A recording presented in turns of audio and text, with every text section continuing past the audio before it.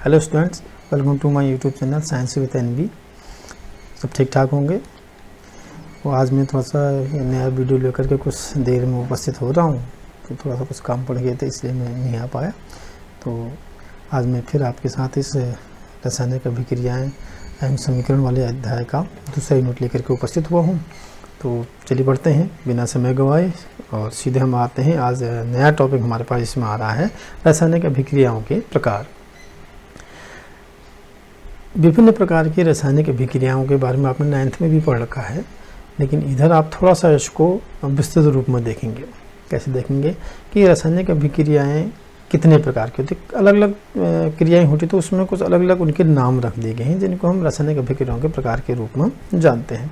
जैसे इसमें पहला आता है, क्या आता है, संयोजन अभिक्रिया। संयोजन शब्द से ही आप समझ सकते हैं कि जोड़ना। तो जोड़ना क्या है, किस तरीके से जोड़ते हैं, इस अभिक्रिया में हम समझेंगे। इसको हम कहते हैं संयोजन अभिक्रिया। इसके लिए क्रियाकलाप आपका दिया है। क्रियाकलाप क्या दिया है, एक बीकर में थोड़ा कैल्शियम ऑक्साइड तथा बुझा हुआ चूना लीजिए, इसमें धीरे धीरे जल मिलाइए। अब बीकर को स्पर्श कीजिए, जैसा इस चित्र में दिखाया गया है। क्या इसके ताप में कोई परिवर्तन हुआ है? अब परिवर्तन हुआ है या नहीं हुआ, इसमें आप जब इसको करेंगे तभी पता चलेगा। तब हम कह सकते हैं संयोजन अभिक्रिया किस प्रकार की अभिक्रिया होती है। इसको थोड़ा सा पहले इसकी परिभाषिक रूप में हम देखते हैं। जैसे क्या कह रहा है, ऐसी अभिक्रिया जिसमें दो या दो से अधिक अभिकारक मिल करके एकल उत्पाद का निर्माण करते हैं, उसे संयोजन अभिक्रिया कहते हैं। तो सबसे पहले आपने देखा है, जब हम रासायनिक अभिक्रियाओं को समीकरण के रूप में लिखने की हमने जो प्रक्रिया सीखी थी, उसमें हमने देखा था कि हम दो तत्वों को मिलाते हैं। जो दो तत्व आपस में अभिक्रिया करते हैं उनको हम अभिकारक कहते हैं, और जो चीज़ बनती है, नया पदार्थ जो बनता है, उसको हम उत्पाद कहते हैं। तो इसी के हिसाब से हम कह सकते हैं ऐसी अभिक्रिया जिसमें दो या दो से अधिक अभिकारक मिलकर के एकल उत्पाद का निर्माण करते हैं। यानी दो अभिकारक मिले और उन्हें एक नया पदार्थ बना, केवल एक नया पदार्थ बन रहा है, जिसको हम क्या कहेंगे, संयोजन अभिक्रिया। सिंपल सी बात में, साधारण सी बात में इसको हम क्या कहेंगे, संयोजन अभिक्रिया। जैसे कैल्शियम ऑक्साइड जल के साथ तीव्रता से अभिक्रिया करके बुझे हुए चूने का निर्माण करके अधिक मात्रा में ऊष्मा उत्पन्न करता है। कैल्शियम ऑक्साइड, जिसको हम CaO हमने बोलते हैं कैल्शियम ऑक्साइड, इसमें एक S लिखा हुआ आप देख सकते हैं। मैं आपको इसमें इसे दिखा रहा हूँ, S लिखा है। S का मतलब क्या है, कई बच्चे मेरे को पूछ भी रहे थे पहले कि S क्या होता है। तो इसको S मीन्स सॉलिड, जो CaO है वो ठोस अवस्था में है, कैल्शियम ऑक्साइड जो है वो ठोस अवस्था में है। इसको हम इसके साथ अभिक्रिया करा रहे हैं H2O, जल के साथ। पानी का सूत्र आपने देखा इसमें, तो जल के साथ हम अभिक्रिया करा रहे हैं। तो इसको हमने क्या देखा, इसमें नया उत्पाद बन रहा है CaOH का होल ट्वाइस। इसको हम एक्यूट पढ़ रहे हैं। एक्यूटिक यानी जलीय प्लस ऊष्मा, इसमें हीट भी उत्पन्न हो रही है। इसको मैं अभी थोड़ा सा आराम से भी समझाता हूँ। पहले इसको समझिए आप, क्या है CaO calcium oxide plus H2O liquid. इसको हम जब अभिक्रिया करके जो उत्पाद बन रहा है वो बन रहा है क्या, CaOH का होल ट्वाइस, यानी कैल्शियम ऑक्साइड हाइड्रोक्साइड बन रहा है इसमें। ठीक, तो CaO क्या है, बिना बुझा चूना। जो साबुत जो चूना हम पुताई के लिए इस्तेमाल करते हैं ना, उसको बिना बुझा चूना कहते हैं, शुष्क चूना भी उसको कहा जाता है। तो CaO कैल्शियम ऑक्साइड होता है। जब हम उसको पानी में घोलते हैं तो वो कैल्शियम हाइड्रोक्साइड बना देता है, कि दो चीज़ बनी, कैल्शियम ऑक्साइड और जल को हमने अभिक्रिया आपस में कराई तो उसने क्या बनाया, कैल्शियम हाइड्रोक्साइड बनाया। और इसमें ऊष्मा उत्पन्न होती है। अब कैसे होती है, थोड़ा सा जो आपको इससे पहले आपने देखा क्रियाकलाप देखा, उसमें आपको देखने को मिलेगा। आपने चूना रखा, उसमें पानी मिलाया, इसके बाद चूना और चूना मिला करके एक चूने का पानी तैयार हो गया, कैल्शियम हाइड्रोक्साइड तैयार हो गया। कैल्शियम ऑक्साइड और हाइड्रोजन और ऑक्सीजन को मिला करके आपने, या हम कह सकते हैं कैल्शियम ऑक्साइड और जल को मिला करके कैल्शियम हाइड्रोक्साइड बना।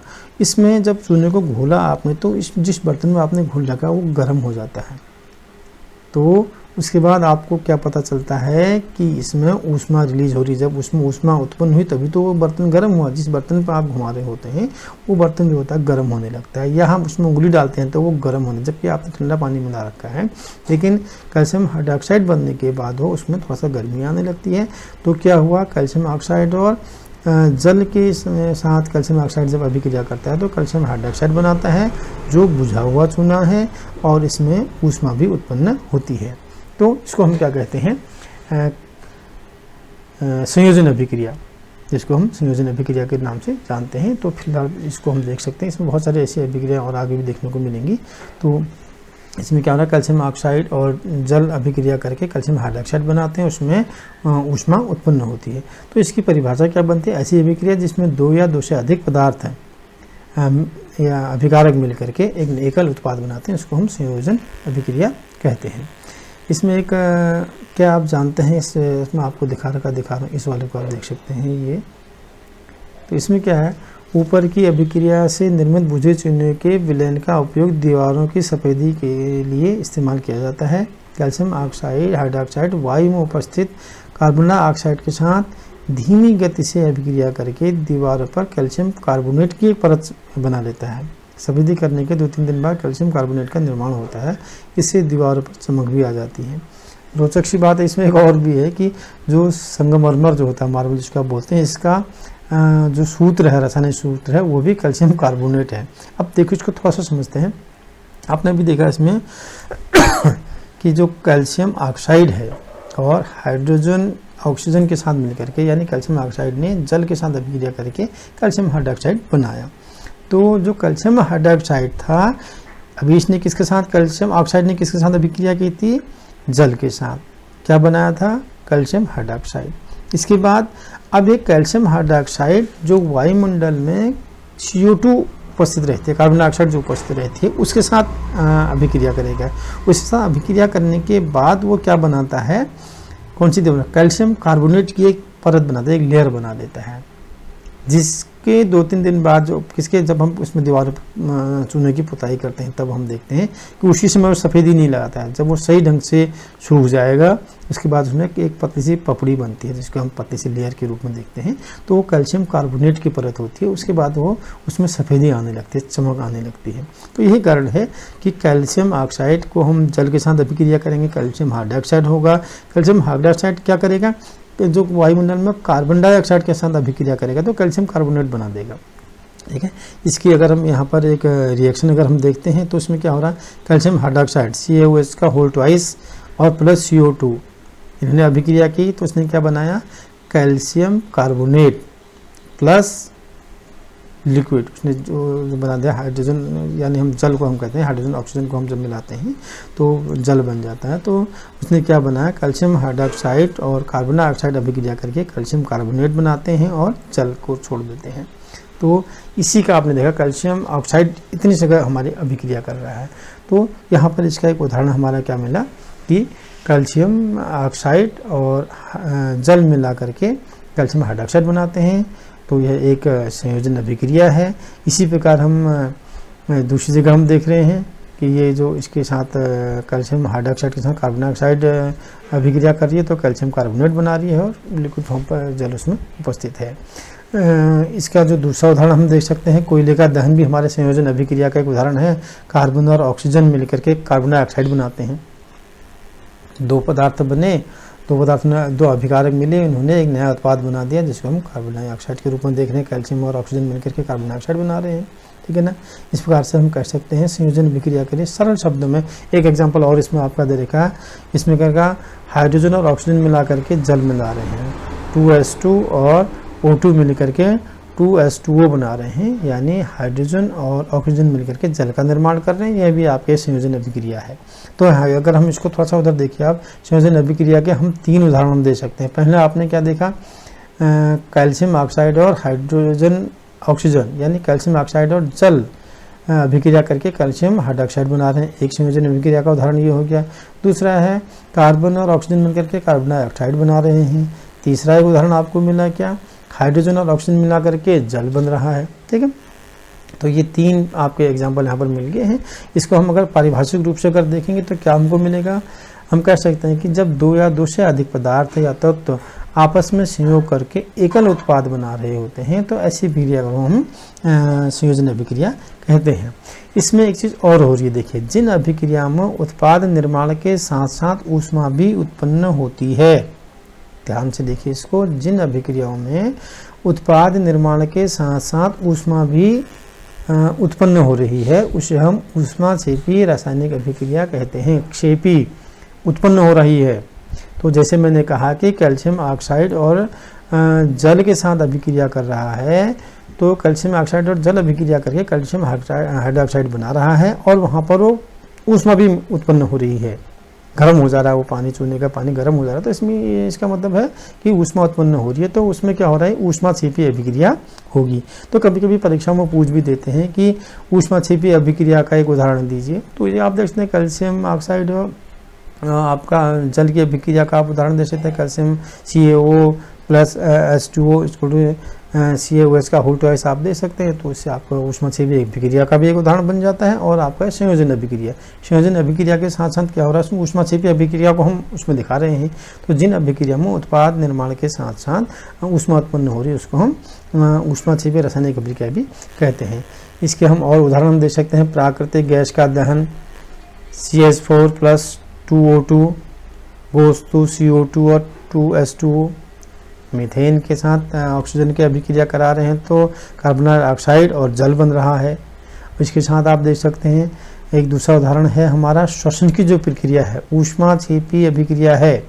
कैसे, हम सभी जानते हैं कि जीवित रहने के लिए हमें ऊर्जा की आवश्यकता होती है, ये ऊर्जा हमें भोजन से प्राप्त होती है। पाचन क्रिया के समय खाद्य पदार्थ छोटे छोटे टुकड़ों में बढ़ जाते हैं, जैसे चावल, आलू, ब्रेड में इसमें क्या होता है, कार्बोहाइड्रेट होता है। इन कार्बोहाइड्रेट को टूटने से क्या बनता है, ग्लूकोज प्राप्त होता है। ग्लूकोज हमारे शरीर की कोशिकाओं में उपस्थित ऑक्सीजन के साथ मिलकर के हमें ऊर्जा प्रदान करता है। इस अभिक्रिया का विशेष नाम क्या है, श्वसन है। श्वसन अभिक्रिया क्या है, एक हमारी ऊष्माक्षेपी अभिक्रिया है। हम कह सकते हैं कैसे, देखिए आप, हमने कहा ग्लूकोज हमारा जो भोजन से हमारा क्या बना, टूटने के बाद ग्लूकोज बना। ग्लूकोज का सूत्र क्या है, C6H12O6, और यह किसके साथ अभिक्रिया कर रहा है, ऑक्सीजन के साथ, 6O2 के साथ। क्या बन रहा है, 6CO2 plus 6H2O plus energy. क्या हो रहा है, देखिए आप, ग्लूकोज ऑक्सीजन के साथ अभिक्रिया करके क्या कर रहा है, कार्बन डाइऑक्साइड और किस चीज़ का निर्माण कर रहा है, जल का निर्माण कर रहा है और ऊर्जा उत्पन्न हो रही है।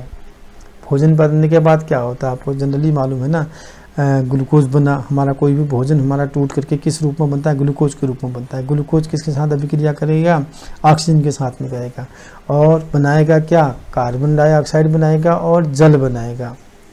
कार्बन डाइऑक्साइड बनेगा और जल बनेगा। सांस के बाद गैस जो बाहर निकलती है आपकी कार्बन डाइऑक्साइड भी जल लिक्विड हमारे लिक्विड फॉर्म पर आएगा। उसके बाद उससे जो हमको क्या होगा, ऊष्मा होगी, ऊर्जा उत्पन्न होगी, वो ऊर्जा हमारे शरीर को काम करने के लिए शक्ति प्रदान करेगी। तो यह हमारी श्वसन प्रक्रिया भी क्या है, एक ऊष्माक्षेपी अभिक्रिया है। तो इसका सूत्र अगर आप कभी एग्जाम में देंगे तो ये बहुत ज़्यादा मायने रखेगा, वहाँ पर कहेंगे हाँ बच्चा अच्छी चीज़ जान रहा है। C6H12O6 plus 6O2 goes to 6CO2 plus 6H2O plus energy. और इसमें एक छोटा सा और भी हम आगे उदाहरण देख सकते हैं इसका, जो हमारे जो साग सब्जियां हमारे इनके जो वेस्टेज होता है इनका, ये अपघटित होकर के हमारा क्या करते हैं, कंपोस्ट बनाते हैं। यह भी एक ऊष्माक्षेपी अभिक्रिया का एक उदाहरण ही है। आपने देखा ना, जो खाद बनाते हैं, कंपोस्ट खाद बनाते हैं, उसमें भी एनर्जी होती है, उसमें भी ऊष्मा उत्पन्न होती है। जब काफ़ी दिनों के बाद वहाँ अंदर उसमें अभिक्रिया होती है, आप उसमें से देखेंगे, उसको खोलेंगे तो उसमें बहुत ज़्यादा गर्मी उत्पन्न हो रहती है। गोबर की अगर आप कंपोस्ट देखते हैं तो बहुत ज़्यादा गर्मी उसके अंदर रहती है, जो आपको इस ऊष्माक्षेपी अभिक्रिया का एक उदाहरण के रूप में हमको मिलता है। तो आप समझ गए इसमें जाके कि ऊष्माक्षेपी अभिक्रिया या हम कह सकते हैं संयोजन अभिक्रिया क्या होती है। इसके बाद हम दूसरी अभिक्रिया की बात करते हैं। अभी तक आपने संयोजन की बात करी, जोड़ करके बना रहा है, तो दो या दो से अधिक अभिकारक मिलकर के नया उत्पाद बना रहे हैं, उसको हमने संयोजन अभिक्रिया कहा। नया उत्पाद इसमें बन रहा है जुड़ने के बाद, आपस में मिलने के बाद बना, तो इट मीन से क्या है, ये हमारी संयोजन अभिक्रिया है। इसके विपरीत यदि हम वियोजन अभिक्रिया की बात करते हैं, थोड़ा सा वियोजन अभिक्रिया के बारे में जानते हैं। वियोजन अभिक्रिया को हम अपघटन अभिक्रिया भी कहते हैं। अपघटन, इसमें क्या होता है, टूटते हैं। अभी तक आप मिल रहे थे, मिलने के बाद हमने देखा तब बन रहा है, लेकिन इसमें आप देख रहे हैं टूटता है। कैसे, देखिए एक एग्जाम्पल आपने देख रखा है, इसमें देखिए ferrous sulphate, twice FeSO4 solid में है फेरस सल्फेट, इसको हम ऊष्मा दे रहे हैं, इसमें ऊष्मा इस्तेमाल की जा रही है, हीट इसको दी जा रही है। फेरस सल्फेट को हम अगर गर्म कर रहे हैं तो उसमें हमको क्या मिल रहा है, फेरिक ऑक्साइड Fe2O3 हमारा बन रहा है, प्लस SO2 और SO3। SO2 और SO3 का सल्फर डाइऑक्साइड और सल्फर ट्राइऑक्साइड, जिसमें 2 है तो डाइऑक्साइड, 3 है तो ट्राइऑक्साइड, सिंपल सी बात है। तो ये इसमें हमारा बन रहा है। अब इसको गौर से आप देखते हैं तो क्या हो रहा है, देखिए आप इसमें क्या हो रहा है कि फेरस सल्फेट एक ही अभिकारक है। इसको गर्म करने के बाद हमको क्या मिल रहा है कि ferric oxide plus sulphur dioxide और सल्फर ट्राइऑक्साइड कितनी मतलब 3 चीज़ों में टूट गया है। देखिए आप 3 चीज़ों में टूट गया, तो इसमें आपको क्या मिल रहा है, 3 उत्पाद अलग अलग तरीके से आपको मिल जा रहे हैं। 3 उत्पाद मिले अलग तरीके से, तो इसको क्या हो रहा है, यहाँ पर टूट रहा है। इस अभिक्रिया हम कैसे क्या कह सकते हैं, देखिए इस अभिक्रिया में एकल अभिकर्मक टूट करके छोटे छोटे उत्पाद बना रहा है। यह एक वियोजन अभिक्रिया है। टूटने के बाद अपघटन अभिक्रिया भी इसको हम कर सकते हैं। तो अपघटन अभिक्रिया क्या होगी कि इसमें इस अभिक्रिया में एकल अभिकर्मक या एकल अभिकारक टूट करके छोटे छोटे उत्पाद बना रहा है। यह एक एकल अभिक्रिया है, इसको हम कह सकते हैं एक वियोजन अभिक्रिया है, एक अपघटन अभिक्रिया है। तो गर्म करने पर जैसे हमने क्या कहा, फेरस सल्फेट को गर्म करने पर इसमें क्या करा, FeSO4 to 7H2O को हमने क्रिस्टल का जल त्याग देता है और क्रिस्टल रंग बदल जाता है क्रिस्टल का। इसके उपरांत क्या बनाता है, ये फेरस ऑक्साइड और सल्फर डाइऑक्साइड तथा सल्फर ट्राइऑक्साइड। इसका एग्जाम्पल ऊपर आपने समीकरण के रूप में भी देख लिया। ट्राइस FeSO4 और इसको हम हीट दे रहे हैं तो Fe2O3 बना रहा है, प्लस आपका SO2 बना रहा है और SO3 बना रहा है। ये आपकी क्या कहलाएगी, एक वियोजन या अपघटन अभिक्रिया कहलाएगी। इसको हम सिंपल सी परिभाषा के रूप में कैसे जान सकते हैं, हम क्या कह सकते हैं, जब एकल अभिकर्मक टूट करके अलग अलग उत्पाद बना रहा है, छोटे छोटे अलग अलग उत्पाद बना रहा है, इसको हम अपघटन अभिक्रिया या वियोजन अभिक्रिया कह सकते हैं। इसका उदाहरण मैंने आपको दे दिया। और एक दूसरी और घटना हम देख सकते हैं जिसमें कैल्शियम कार्बोनेट, जो मैंने अभी आपको चूना पत्थर की बात करी, कौन सी, जो हमने चूने को हमने सुखाने कार्बन डाइऑक्साइड के साथ अभिक्रिया करके करा, कैल्शियम हाइड्रोक्साइड का जब अभिक्रिया करके कार्बन डाइऑक्साइड से तो कैल्शियम कार्बोनेट उसने बनाया। तो कैल्शियम कार्बोनेट को हम जब फिर ऊष्मा देते हैं, क्या बनाता है, संगमरमर के पत्थर के चूने पत्थर को हम फिर क्या करते हैं, ऊष्मा देते हैं तो कैल्शियम ऑक्साइड और कार्बन डाइऑक्साइड में विभक्त हो जाता है, 2 उत्पाद बना लेता है। कैल्शियम कार्बोनेट को फिर से हम अगर तेज ऊष्मा में हम गर्म कर रहे होते हैं तो कैल्शियम ऑक्साइड और कार्बन डाइऑक्साइड बना देता है, तो ये टूट जा करके 2 नए उत्पाद बना देता है। तो इस प्रकार हम कर सकते हैं कि वियोजन अभिक्रिया में अभिकर्मक एक सिंगल या एक एकल अभिकर्मक टूट करके नए उत्पाद बना देता है, छोटे छोटे से नए उत्पाद बना देता है। तो ऐसी अभिक्रिया को हम वियोजन अभिक्रिया या अपघटन अभिक्रिया हम कह सकते हैं। ठीक है, तो इसके कई सारे उदाहरण और आपके मिल रहे हैं, उसको आप देख सकते हैं। और इसमें क्रियाकलापों को आप ज़रूर देखना, उसमें बहुत सारी जानकारियाँ मिलती हैं। एक इसमें और आप देख लीजिए, अगर आप पेज पलट करके देखेंगे तो इसमें क्या हो रहा है, एक क्रियाकलाप आपका दे रखा है, जल विद्युत अपघटन की बात कर रहे हैं। इसमें जल विद्युत अपघटन होता है, उसको भी आप देखेंगे। इसमें क्या हो रहा है, एक प्लास्टिक का मग लीजिए, इसकी तली में 2 छोटे से छेद करके इसमें रबर का डॉट लगा दीजिए, इनमें कार्बन इलेक्ट्रोड डाल दीजिए। इसमें डायग्राम में आपको दे रखा है, उसको आप गौर से देख सकते हैं क्या क्या हो रहा है इसमें। इसमें एक प्रश्न इसमें आगे भी आया है, क्या हो रहा है इसमें, तो इसको आपको पहले आराम से पढ़ लेना, इसके बाद में इसके सीधे इसके मेन पॉइंट पे आता हूँ। वियोजन के कारण ही इसमें हो रहा है, वियोजन क्या हो रहा है इसको आप और से देख सकते हैं। इसमें आपके बुक में भी आपको दे रखा है। इसमें क्या हो रहा है ना, इससे पहले मैं आपको जो वियोजन अभिक्रिया की बात बता रहा हूँ, इससे मैंने संयोजन अभिक्रिया को मैंने कहा ऊष्मा क्षेपी अभिक्रिया, उसमें ऊष्मा उत्पन्न हो रही है। वियोजन अभिक्रिया में ऊष्मा को हम क्या कर रहे हैं, इस्तेमाल कर रहे हैं, ऊष्मा का उसमें प्रयोग हो रहा है, तो उसमें ऊष्मा शोषी कहेंगे। इससे पहले मैं थोड़ा सा इसको आपको दिखा रहा हूँ, इसको आप अगर थोड़ा सा बैक करके पेज देखते हैं तो इसमें आप देखिए ना, इसमें क्या हो रहा है, फेरस की मैंने बात करी, फेरस सल्फेट ट्वाइस FeSO4 और उसको हमने ऊष्मा दी, यहाँ पर क्या क्या गर्म किया, यानी ऊष्मा का हमारे इसमें इस्तेमाल हो रहा है। इससे पहले जो संयोजन अभिक्रिया आपने देखी वहाँ उसमें ऊष्मा उत्पन्न हो रही थी, 2 पदार्थ मिल करके एक नया उत्पाद बना था, उसमें ऊष्मा भी उत्पन्न हो रही थी। लेकिन यहाँ क्या हो रहा है, ऊष्मा इस्तेमाल हो रही है।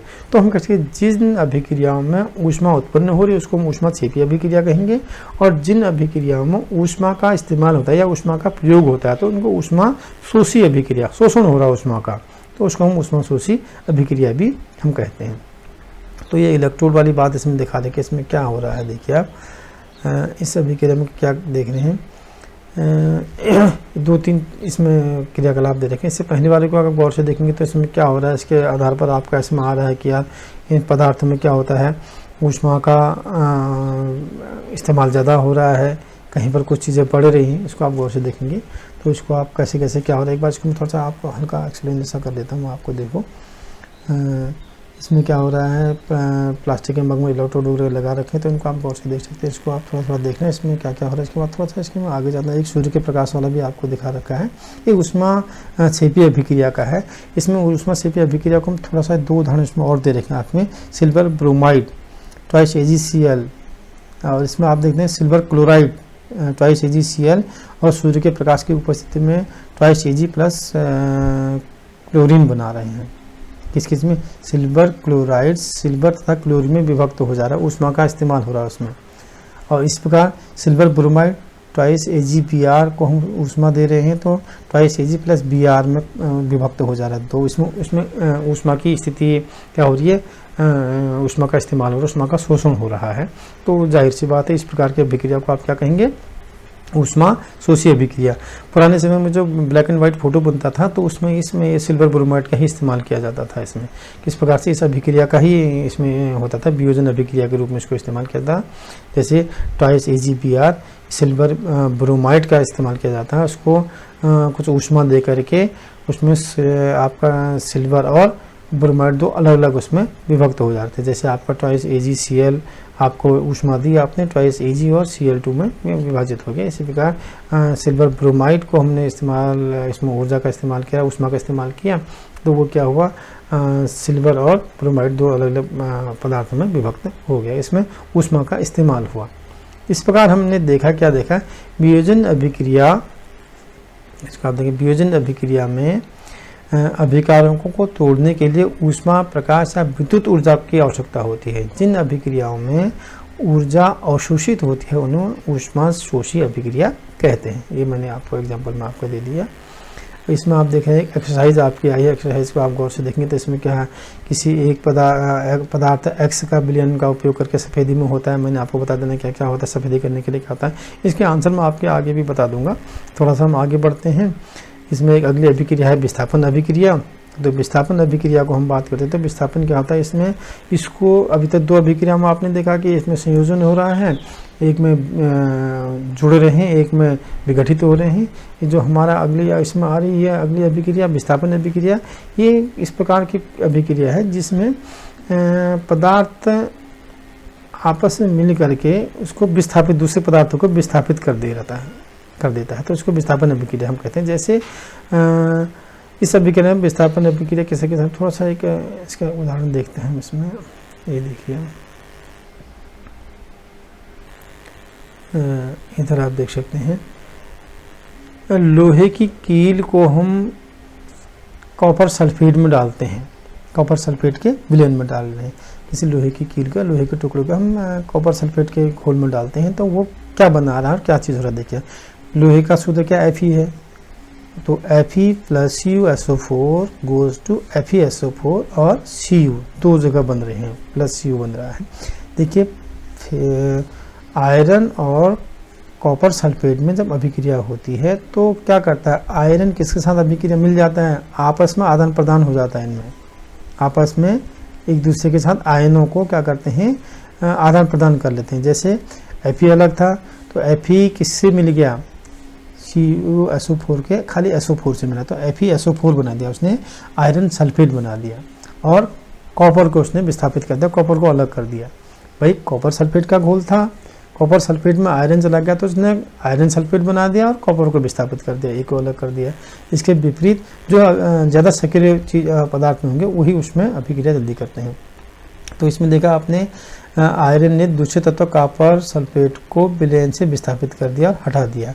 इस अभिक्रिया को हम विस्थापन अभिक्रिया कहते हैं। इस प्रकार हम Zn को भी कहते हैं, जिंक और कॉपर सल्फेट को हम अभिक्रिया कराते हैं। जिंक को हम कॉपर सल्फेट के घोल में डालते हैं तो जिंक के सल्फेट बनाएगा तो कॉपर को विस्थापित कर देगा। इसी प्रकार हम कह सकते हैं, अगला उदाहरण आपका हो सकता है लेड, जो शीशा है, शीशे को हमने जो पीबी यानी लेड है, लेड को हमने कॉपर क्लोराइड के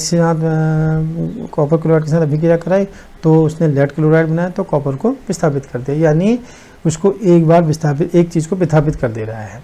तो ऐसे अभिक्रिया को हम क्या कर सकते हैं, विस्थापन अभिक्रिया कर सकते हैं। इसके बाद आप द्विविस्थापन अभिक्रिया के बारे में देखेंगे। यहाँ तो एक ही बार विस्थापन हो तो एक विस्थापन सिंगल विस्थापन अभिक्रिया कहते हैं। दूसरी स्थिति में इसमें क्या होता है, अलग अलग तरीके से अभिक्रिया हो रही होती है। देखिए आप पहले इसमें कहते हैं ए, जब श्वेत रंग के पदार्थ का निर्माण होता है जो जल में अभिलेय है, इस अभिलेय पदार्थ को अवक्षेप करते हैं। इस अभिक्रिया में अवक्षेप का निर्माण होता है, उसे अवक्षेपण अभिक्रिया कहते हैं। एक थोड़ा सा इसमें आपको मैं दे रहा हूँ। इसमें देखिए आप एक एग्जांपल आप देख सकते हैं। इसमें सोडियम सल्फेट Na2SO4 और हम कह सकते हैं बेरियम क्लोराइड BaCl2 आपस में जब अभिक्रिया करके क्या बना रहे हैं, बेरियम सल्फेट BaSO4 बना रहे हैं और प्लस सोडियम क्लोराइड बना रहे हैं, ट्वाइस NaCl बना रहे हैं।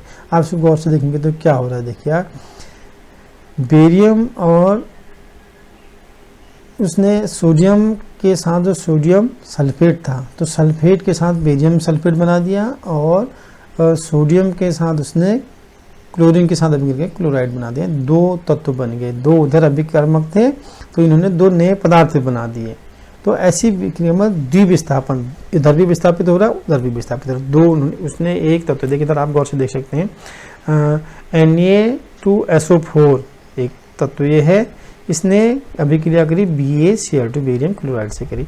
तो इस Na को अभी अगर हम हटाते हैं तो इसने बेरियम और सल्फेट दो मिल करके बेरियम सल्फेट इसने बना दिया और सोडियम और क्लोरीन के सोडियम क्लोराइड बना दिया। यानी दो अभिकर्मक आपस में अभिक्रिया करते हैं तो उसमें टूटने के बाद दो अलग अलग तत्व बना लेते हैं, दो अलग अलग पदार्थ बना लेते हैं। तो ऐसी अभिक्रिया को हम द्विविस्थापन अभिक्रिया कहते हैं। तो ये हमारी नई अभिक्रिया के बारे में भी हमने थोड़ा सा जाना। इसके बाद हम क्या कर सकते हैं, एक और अभिक्रिया हमारे पास आती है, इसको हम देख सकते हैं, उपचयन और अपचयन। उपचयन और अपचयन क्या होता है, छोटा सा इसमें मैं एग्जांपल दे रहा हूँ आपको। उपचयन और अपचयन क्या हो रहा है, अभिक्रिया के समय, गौर से इसमें देखिए मैंने हाईलाइट कर रखा है, अभिक्रिया के समय जब किसी पदार्थ में ऑक्सीजन की वृद्धि होती है तो हम कहते हैं उसका उपचयन हुआ है, ठीक है ना। और जब किसी अभिक्रिया में ऑक्सीजन का ह्रास होता है या ऑक्सीजन की कमी होती है तो उसका अपचयन हो रहा है। तो अपचयन और उपचयन सीधा हम कह सकते हैं, जब ऑक्सीजन किसी अभिक्रिया में ऑक्सीजन का निर्माण हो रहा है, ऑक्सीजन बन रही है, ऑक्सीजन उसमें उसका वृद्धि हो रही है तो उसको क्या कहेंगे, उपचयन कहेंगे, उपचयन अभिक्रिया। और जिसमें ऑक्सीजन की कमी हो रही है उसको हम अपचयन अभिक्रिया कहेंगे, ठीक है ना। जब किसी में दोनों चीज़ें हो रही होती हैं तो उसको हम क्या कहते हैं, रेडॉक्स अभिक्रिया। कभी कभी क्या होता है कि दोनों चीज़ें हो रही होती हैं। इससे पहले देखिए ना, पहले सिंगल चीज़ आप देखिए, जैसे मैं इसमें एक एग्जांपल दे रहा है। इसमें आप देखिए, इसमें ऑक्सीजन का योग से बन रहा है, जिसमें क्या ट्वाइस Cu प्लस O2, उसमें ताप में दिया तो ट्वाइस CuO बना रहा है। इसमें उसकी मात्रा बढ़ रही है। इसकी स्थिति हम नीचे देख रहे हैं तो CuO प्लस H2, तो इसमें क्या हो रहा है, इस स्थिति में विपरीत अभिक्रिया संपन्न होने कॉपर प्राप्त हो रहा है। तो इसी स्थिति में हम नीचे देख रहे हैं इसमें ह्रास हो रहा है। तो दो अलग अलग अभिक्रियाएं थी। आप पहले अभिक्रिया में आपने देखा कि इसमें ऑक्सीजन का वृद्धि हो रही है, दूसरी में ऑक्सीजन की ह्रास हो रहा है। तो ये दोनों अलग अलग अभिक्रियाएं थी। तो जिस अभिक्रिया में ऑक्सीजन की वृद्धि होगी उसको हम उपचयन कहेंगे और जिस अभिक्रिया में ऑक्सीजन की कमी होगी उसको हम अपचयन अभिक्रिया कहेंगे। कभी कभी क्या होता है कि ये दोनों अभिक्रियाएं एक अभिक्रिया में दोनों चीज़ें पाई जाती हैं तो उसको हम अपचयन और उपचयन अभिक्रिया न कह करके रेडॉक्स अभिक्रिया कहते हैं। जैसे इसमें थोड़ा सा आप देख सकते हैं कि इसमें उदाहरण दिया है, calcium oxide plus H2, hydrogen के साथ कैल्शियम ऑक्साइड का हमने अभिक्रिया करवाई तो इसने क्या करा, कैल्शियम कॉपर प्लस जल बनाया इसने। तो इसमें क्या हो रहा है, हाइड्रोजन का क्या हो रहा है, उपचयन हो रहा है। यानी हाइड्रोजन, यहाँ ऑक्सीजन की वृद्धि हो रही है, ऑक्सीजन के साथ H2O बना रहा है, ये उपचयन हो रहा है। और कॉपर को क्या कर रहा है, इसमें ऑक्सीजन का ह्रास हो रहा है तो यहाँ पर अपचयन की अभिक्रिया हुई। इस प्रकार आपके एक उदाहरण इसमें और नीचे दे रखे हैं, इनको आप देख सकते हैं। ZnO plus C goes to Zn plus CO, या MnO2 plus 4 HCl goes to MnCl2 plus twice H2O plus Cl2। ये आपकी अभिक्रिया इसमें देख रखे हैं, तो ये आपने देखा होगा। एक इसमें इसके दो टॉपिक और हमारे थोड़ा सा इसमें बताएं, इसको जल्दी जल्दी हम देख लेते हैं। इसमें आपने इतनी अभिक्रियाओं के बारे में आपने पढ़ा, तो इन अभिक्रियाओं के बाद आपके पास क्या आता है, क्या आपने दैनिक जीवन में उपचयन अभिक्रियाओं के प्रभावों को देखा है? क्या प्रभाव होता है? देखिए, इसमें सबसे पहले आता है संसारण, जिसको हम कोरोजन हम बोलते हैं। कोरोजन इंग्लिश में बोला जाता है, जनरली हम उसको संसारण कहते हैं। तो संसारण क्या है, बच्चे कभी कभी कंफ्यूज करते हैं संसारण क्या है। संसारण को जानने के लिए सीधे कहते हैं, आपने देखा कि लोहे की बनी हुई वस्तुओं में कुछ समय के पश्चात उसमें एक लालिमा युक्त या भूरे रंग की परत चढ़ जाती है। इस प्रक्रिया को हम लोहे में जंग लगना कहते हैं। लोहे में जब जंग लग जाता है तो वो अपनी मूल अवस्था से हट करके दूसरे उसमें अपने रंग को बदल देता है, उसमें अवस्था को थोड़ा चेंज कर देता है। तो ऐसी किसी अभिक्रिया के द्वारा ही ऐसा होता है। तो उसको हम कह सकते हैं।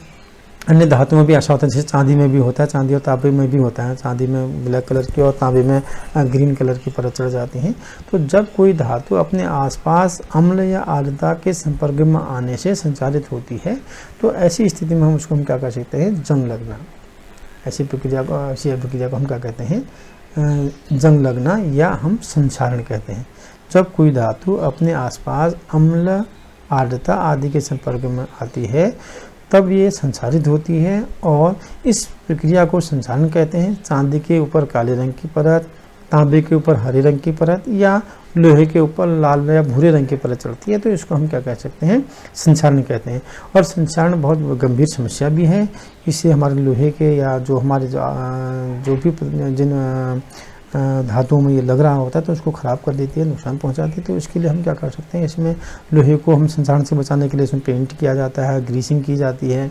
तो इस प्रकार से हम इसका संचारण को हम दूर करते हैं। ठीक, एक चीज़ और आती है विकृत गंधिता, रेंसिडिटी इसको बोला जाता है। तो आपके जो तेली युक्त पदार्थ होते हैं, वसा युक्त पदार्थ, जैसे सब्जी हो जाती है, रात की सब्जी रहेगी, बासी सब्जी हो जाती है, तो उन स्थितियों में हम कहते हैं कि इसमें कुछ गंदी, उसमें गंध आने लगती है। अच्छी गंध नहीं होती, गंदी गंध होने लगती है। तो विकृत गंधी, जो बेकार टाइप की, खराब टाइप की गंध जो आती है, इसको हम विकृत गंधिता कहते हैं। एक तो गंध होती है स्मेल, अच्छी वाली स्मेल आई तो उसको हमने कह दिया कि अच्छी गंध आ रही है। लेकिन जब वसायुक्त या तेली पदार्थ में जब हम इस टाइप से बहुत समय तक रह जाता है तो उसमें गंदी टाइप की जो बदबू जो हम कह सकते हैं वो आने लगती है, तो गंध खराब होने लगती है, उसकी सुगंध खराब होने लगती है, तो उसको विकृत गंधिता कहते हैं।